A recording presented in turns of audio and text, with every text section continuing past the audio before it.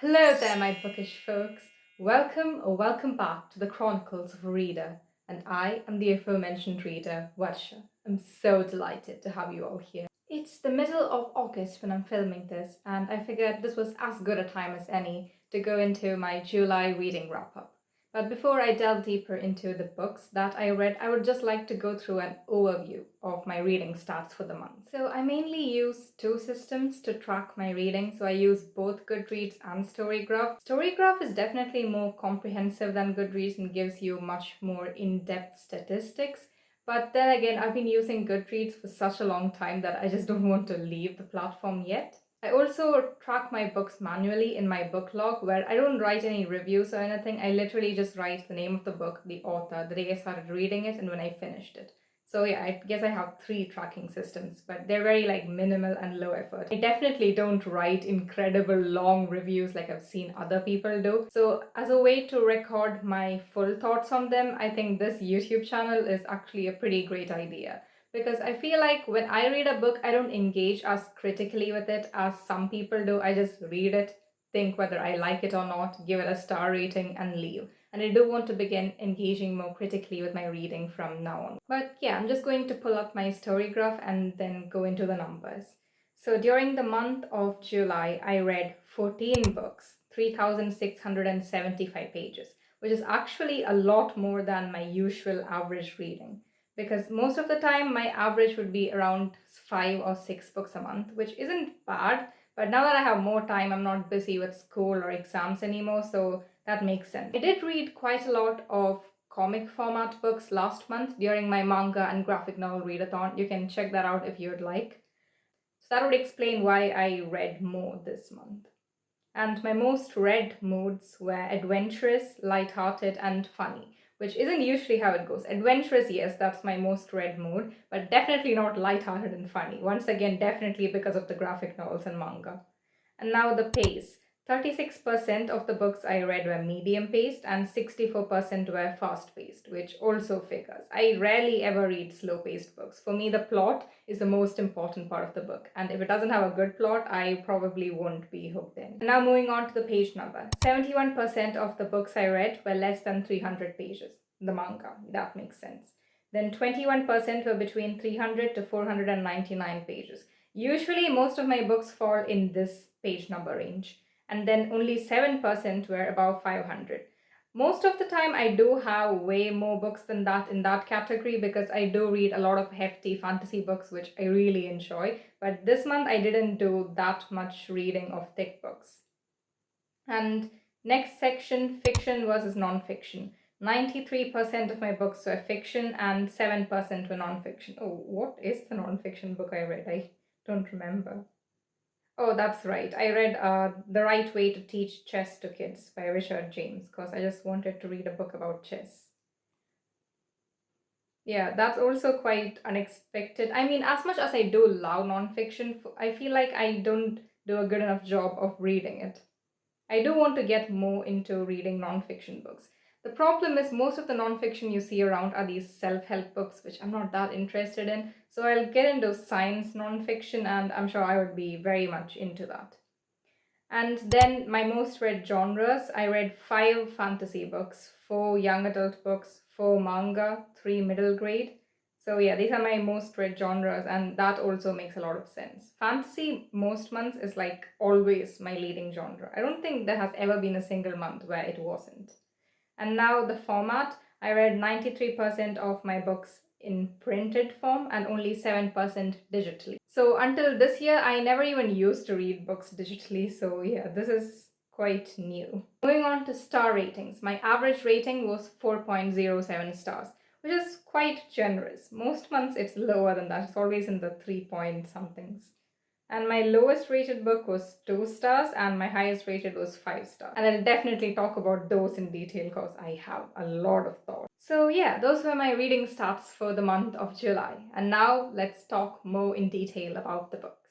The first book that I read during the month of July was The Song Rising by Samantha Shannon. And I gave this one 3.5 stars.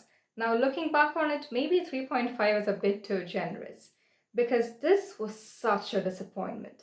I started reading this on 28th May and I read it over the course of June and then finished it in the first week of July. That's how long it took me to read this book. And the first two books, I managed to read them within a matter of 3 or 4 days. So you can imagine how much of a slog it was to get through this. This is the third book in the Bone Season series. It's a 7 book series, and I have no idea how the author is going to stretch out the story over 7 books, because by book 3, it has already started fizzling out. The ending does pick up a lot. Like, we are introduced to a new setting and we'll probably meet a lot of new characters, new problems, and that will definitely breathe some fresh life into the story. But as of now, it is not good. Honestly, I think you should read the first 2 books, pretend this doesn't exist, and maybe move on to the fourth one if that is better. I would still check out the fourth book because I am intrigued. Like, the ending is like a crazy cliffhanger, and I do want to know what happened. That's the thing about these books. Like, the initial few chapters are good, and then it becomes a slog, and then the last few chapters pick up again. It's very tricky that way. The story, it's set in London in 2059, so in a dystopic future. What I've realized from reading some of these books is that I just don't like dystopian settings. YA dystopian used to be great back in the golden times, like we had the Hunger Games and the Maze Runner. Yeah, but the other books I've tried reading weren't really hooking me in that much. I stick to fantasy for a reason. So in this world, there are basically clairvoyants. There are people with different kinds of magical abilities and they are persecuted by the government. Our main character, Paige Mahoney, is a dream walker. And she has a very rare ability to go into the dreamscapes of others and sometimes even control them. And she is the only one so far identified with that ability. And she works in the criminal underworld for a crime lord, Jackson Hall. But one day, as she's returning back home from work, she gets kidnapped and taken to a facility in the ruins of Oxford. So it's basically a penal colony where other clairvoyants are also kidnapped and taken. And over here, she realizes that the government is actually controlled not by humans, but by an otherworldly race of beings called Rephaim.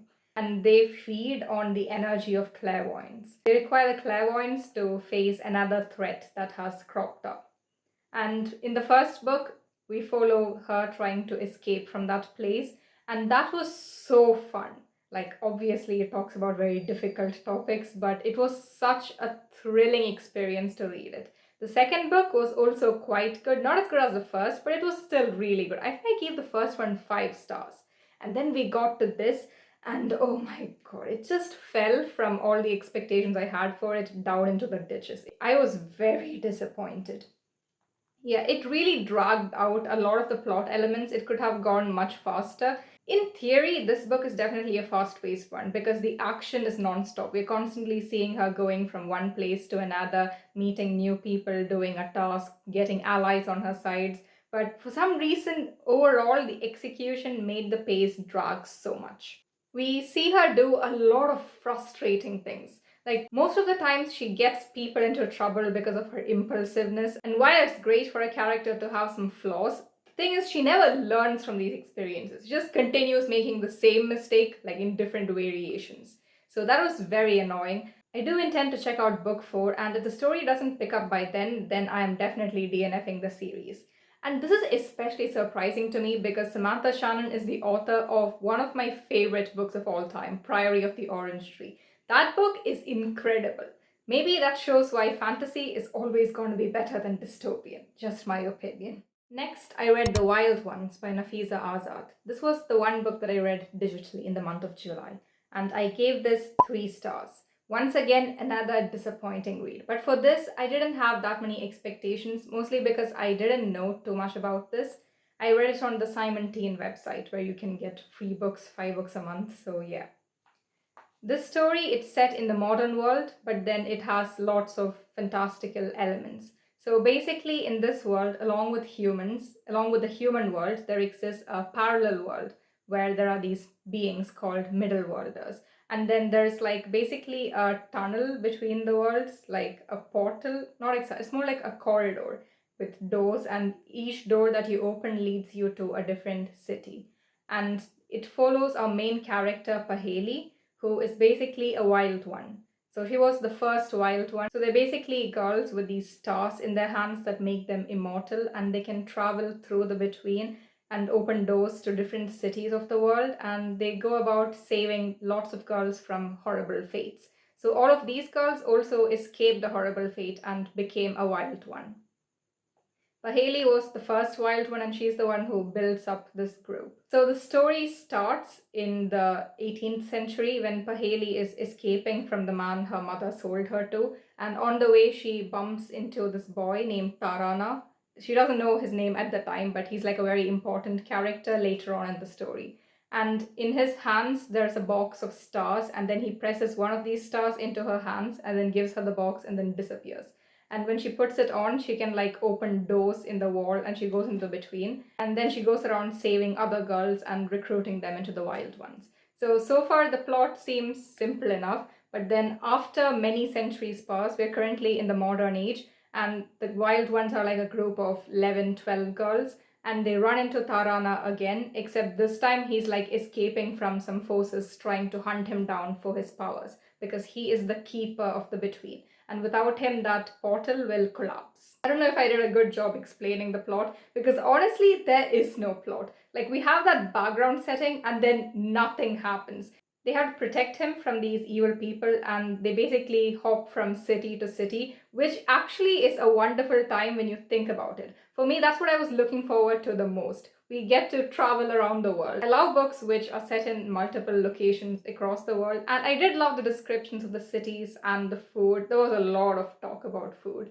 But other than that, the plot barely even existed. The end, when they resolved the conflict, I read that paragraph and then I was like, is this it? Like, there's nothing else? What even just happened? It felt way too simple, and I didn't like Paheli as a character. She was way too self-absorbed. Another aspect of the story which was very confusing to me is that, and something I've never seen done in a book before, we have the perspective of a collective we. So some chapters is basically all the wild ones talking, like from their perspective, everyone together. So it's like, we did this and then we went there. So that was very cool to see initially, but then it also got very confusing because you never know exactly whose perspective we are in. It's just all of them, an amalgamation of everyone together.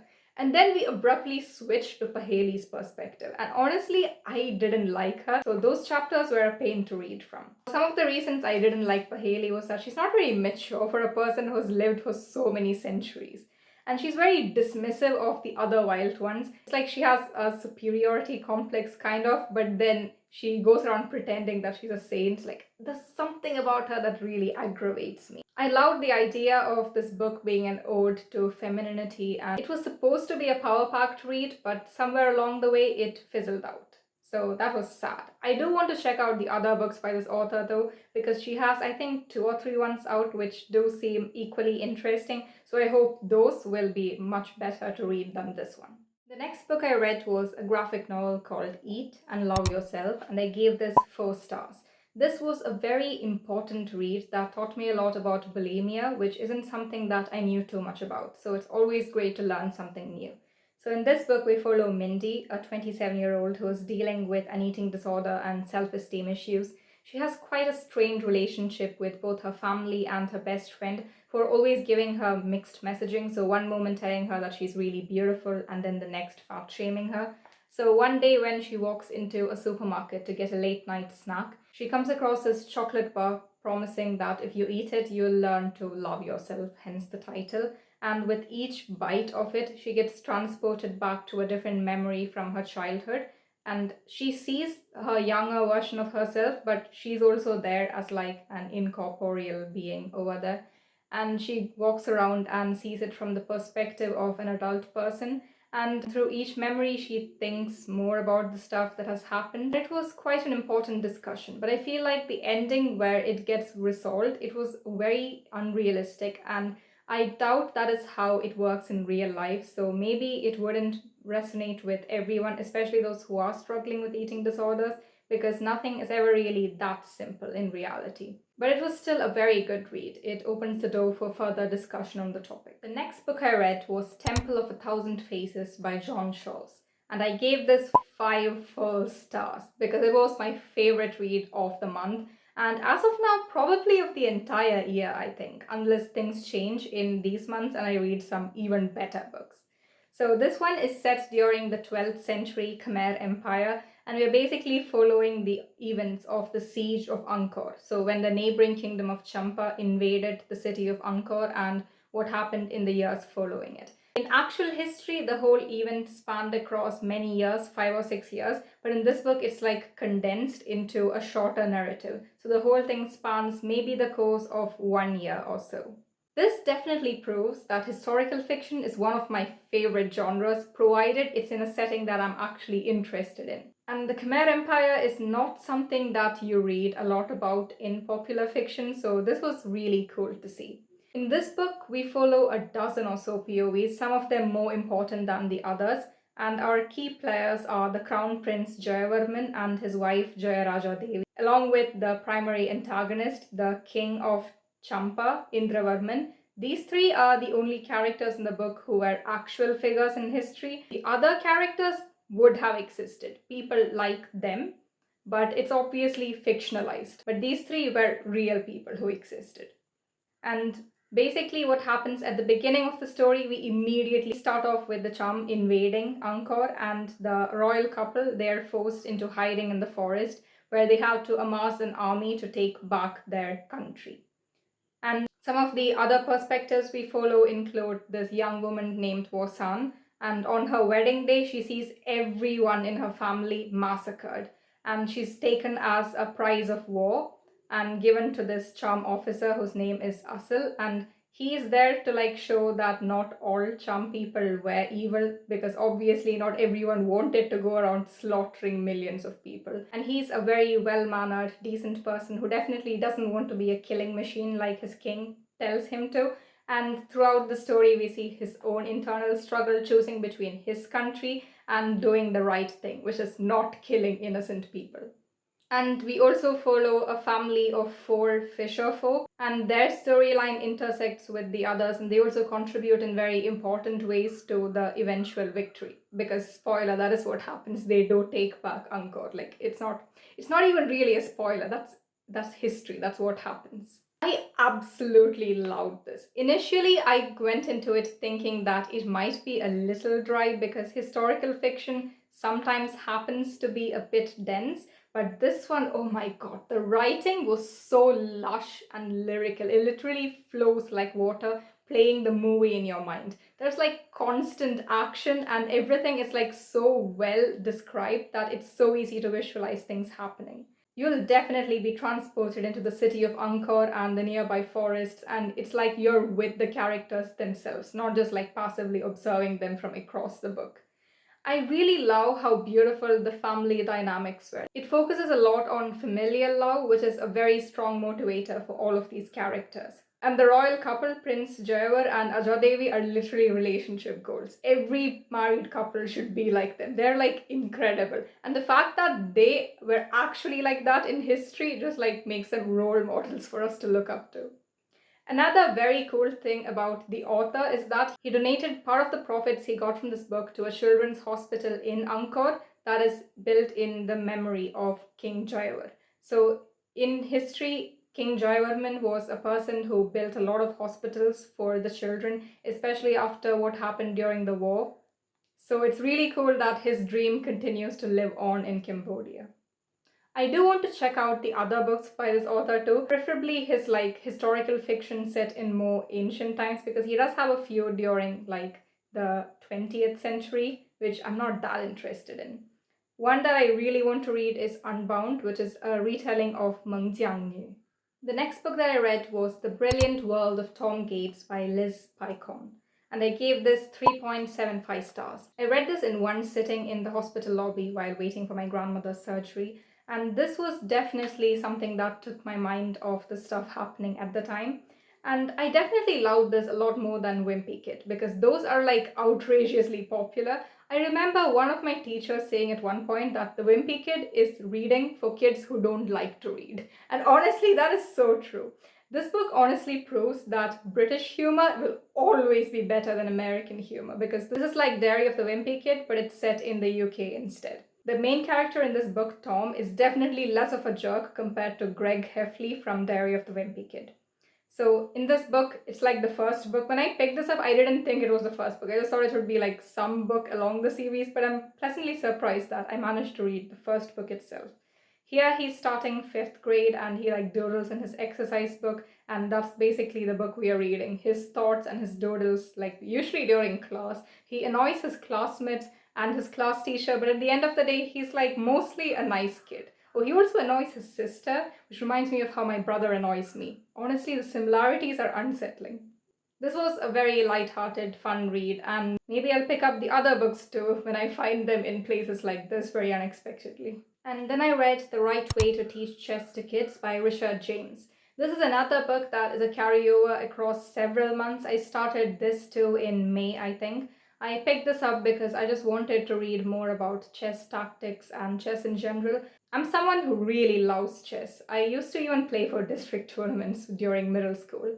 But yeah, since then I haven't really played competitively at a higher level. I do always take part in school tournaments. Other than that, due to circumstances, especially during high school, I didn't want to go for higher tournaments because I thought it would take away from my time at school. But yeah, chess is something that centers me a lot. It makes me feel very calm as I'm playing it. And I just want to be a better chess player. And this one, it's like teaching chess to kids. So it's definitely much more simple than most chess books you'll find on the market. And this one, it actually taught me quite a few things I didn't know. Like simple rules that apparently even children know, I didn't know. And I was like, damn, I've been playing for over like 10 years without even knowing these basic rules. So yeah, that was concerning, but also very eye-opening. And I'm never making those mistakes again if I do participate in tournaments in the future. This was definitely a read that was quite slower than the rest because it's a non-fiction book, first of all. Initially, I read like a chapter a day, but then life got in the way, and then I picked it up again during July, and I managed to finish it. It was very educational, as it is meant to be. Yeah. Moving on, the book that I was waiting all this time to talk about, not because I loved it, but because I hated it. We have The Elites by Natasha Ngon. I gave this 2 stars, and honestly, that's way too generous a rating. It's probably like 1 star. It wasn't good at all. This was the worst book I read this month, and I had expectations for it, okay? Because the cover looked really cool, the plot sounded cool, and then we have the dumpster fire that is that book. Oh my god, I'm getting very worked up just thinking about it because I wasted so much of my time on it. And because I'm a person who can never DNF books, even when I'm absolutely hating my time with it, I will push through. And oh my god, was that literal torture. So basically in this story, we follow our main character Silver, who is an elite. They're basically an elite group of soldiers in this city called Neo Babel, which is the last bastion of humanity in this world after climate change and nuclear wars occur and everyone is wiped out. But we learn, spoiler alert, that they're not the last humans on the world. Who would have guessed? Basically, these elites, they have to keep the peace in the city, so they undergo rigorous training since when they were young, and they grow into this like formidable fighting force. And the problem here is that Silva is a red, so she's basically Chinese. For some reason, we never learn throughout the book. The Chinese are discriminated against, and because of that, she has a hard time in her elite training facility. And then her parents go missing and she has to go outside the city for the first time to find them. And when she goes to the outside, she realizes that she's been fed a lot of propaganda by her superiors and the world is not like what she thought it was. So from the plot, you must be thinking, oh, that sounds really cool. And I thought so too, except it wasn't. The execution flopped. And there were a lot of themes in it which I had so many problems with. And you know what? Let's just dissect all the stuff that I found wrong with this book. Oh, I love doing this. I thought I wasn't clever enough to like dissect a book properly, but like you just have to say your thoughts on it and oh boy, do I have thoughts. So let's start. Basically, in this world, we have 3 continents in the past. Apparently, the others just don't exist or they got like wiped out because of rising sea levels. And in that, we have the Red Nations, which is basically Asia. So why are only the Chinese called the Reds when like there are so many other Asian nationalities, ethnicities living in this Neo Babel, which is basically like a cosmopolitan city. But for some reason, only the Chinese are considered Reds and called that term derogatorily.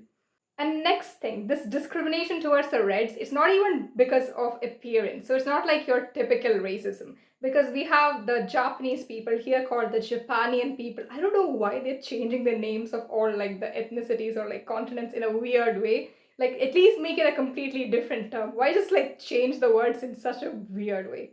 So all these Japanian people, they're fine. Like the president of the city is Japanian and like no one discriminates against them.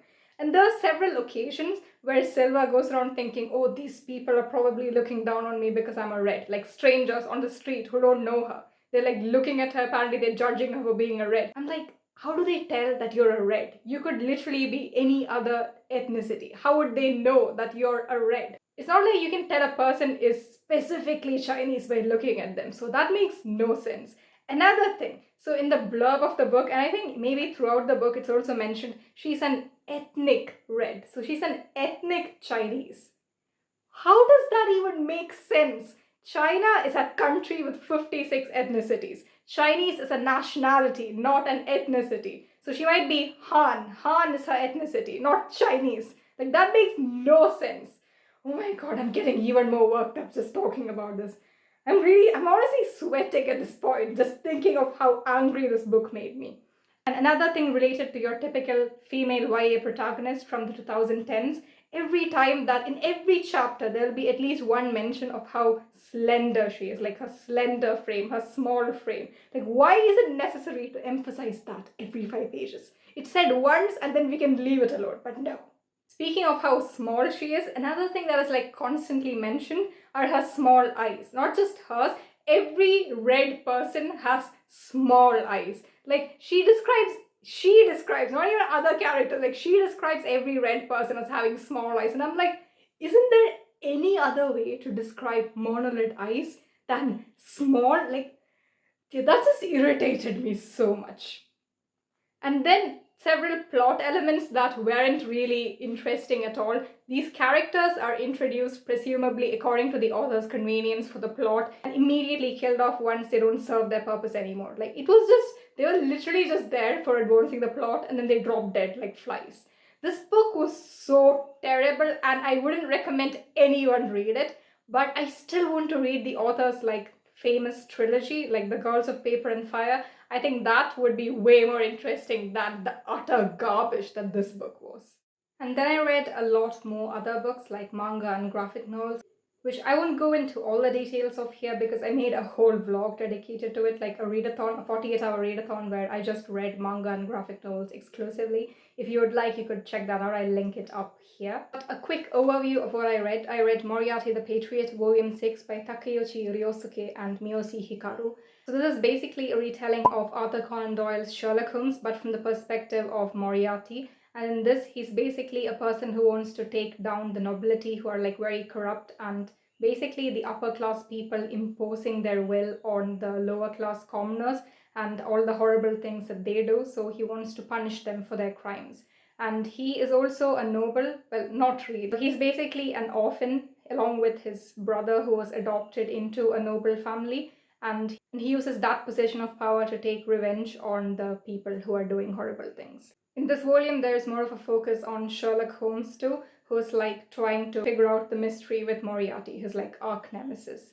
This was a very interesting addition in the series. I'll definitely be reading the other books in the series.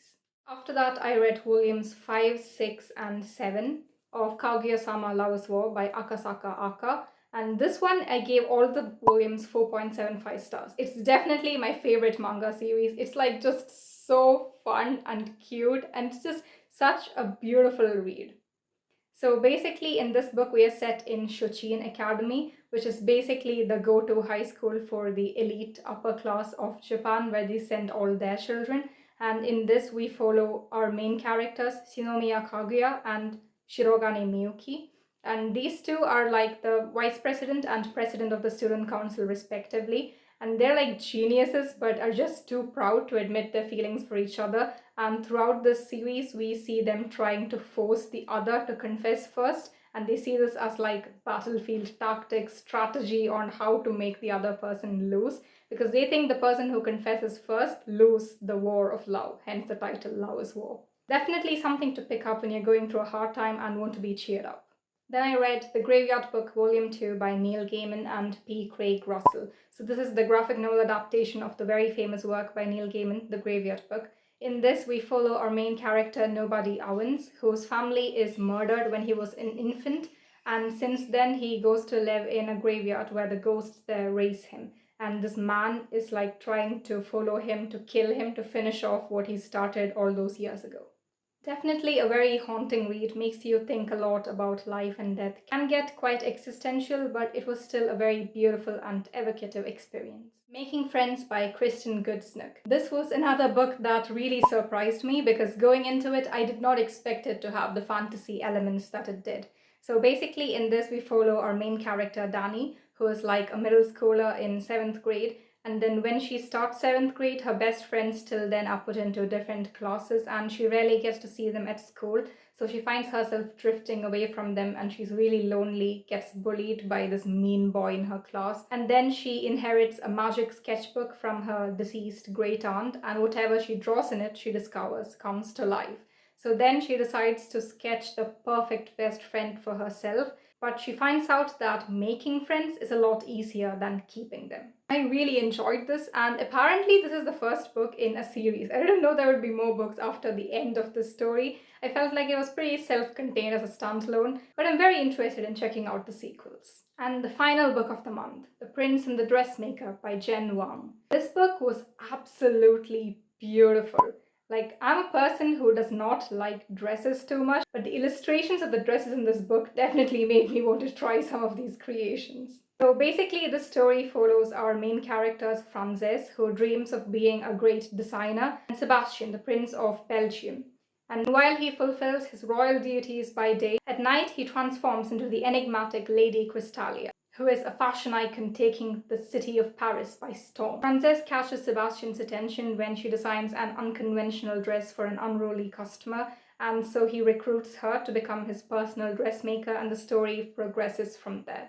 This was truly a stunning read and also a very important read as well, about what it means to be true to yourself, acceptance, identity, and also young love. I definitely want to check out the other graphic novels by the author.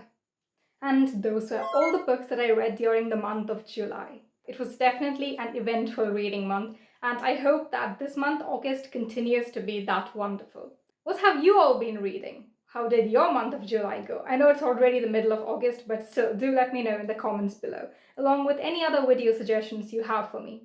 Don't forget to like this video if you enjoyed it, and subscribe to my channel for more bookish content. I look forward to seeing you all in my new video. Catch you later. 再见.